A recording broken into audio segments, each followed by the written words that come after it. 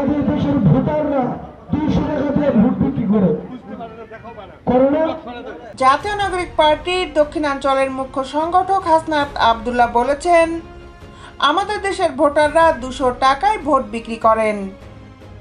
আপনারা যদি টাকা দিয়ে ভোট বিক্রি করেন তাহলে যোগ্য নেতা কোনো দিনও ক্ষমতায় আসবে না। আপনি একদিন আপনার ভোটটা যদি বিক্রি করে দেন, তারা 5 বছর ধরে নির্যাতন করবে। সেজন্য নেতা নির্বাচনে যোগ্য প্রার্থীকে প্রাধান্য দেবেন। আপনারা যদি 200 টাকা 300 টাকা দিয়ে ভোট বিক্রি করেন তাহলে যোগ্য নেতা কোনোদিনও আসবে না। শুক্রবার দুপুরে আটোয়ারী উপজেলা সদরে এনসিপির উপজেলা কার্যালয় উদ্বোধন উপলক্ষে দলীয় কার্যালয়ের সামনে এক সভায় তিনি এসব কথা বলেন। এ সময় সেখানে এনসিপির আহ্বায়ক নাহিদ ইসলাম ও উত্তরাঞ্চলের মুখ্য সংগঠক সার্জিস আলম উপস্থিত ছিলেন। সার্জিস আলমকে আটোয়ারীর যোগ্য সন্তান উল্লেখ করে হাসনাত আব্দুল্লাহ বলেন, গণ অভ্যুত্থানে তার যে অবদান রয়েছে, পরবর্তীতে আটোয়ারী উপজেলার প্রতি ওনার যে আত্মত্যাগ, সবসময় আটোয়ারী নিয়ে ওনার চিন্তাভাবনা।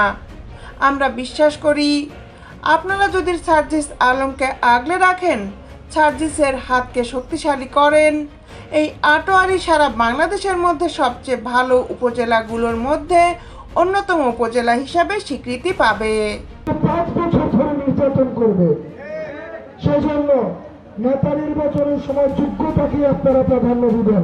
এনসিপির আহ্বায়ক নাহিদ ইসলাম বলেছেন, আমাদের প্রত্যাশা দেশটাকে আমরা নতুন করে ইনসাফের ভিত্তিতে, শান্তির ভিত্তিতে গড়ে তুলব। চাঁদাবাজি সন্ত্রাসমুক্ত একটা দেশ হবে। সেই লক্ষ্যে বাংলাদেশের গণ অভ্যুত্থানে যে সকল তরুণরা নেতৃত্ব দিয়েছিলাম, তারা মিলে এই নতুন রাজনৈতিক আপনাদের সাথে নিতে জনগণের কথা বলতে চাই। আপনারা প্রাধান্য দিবেন, আপনারা দয়া করে আপনাদের বাংলাদেশের মানুষের জন্য তিনি কথা বলছেন, লড়াই করছেন। তাকে উত্তরাঞ্চলের গুরুত্বপূর্ণ দায়িত্ব দেওয়া আছে। উত্তরাঞ্চলের মানুষ দীর্ঘদিন বৈষম্য ও অবহেলার শিকার।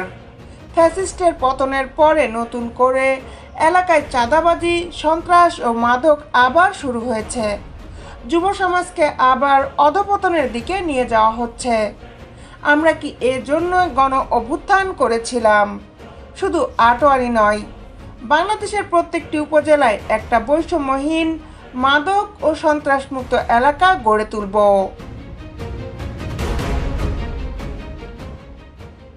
দেশ বিদেশের আপডেট নিউজ পেতে আমাদের সাথেই থাকুন।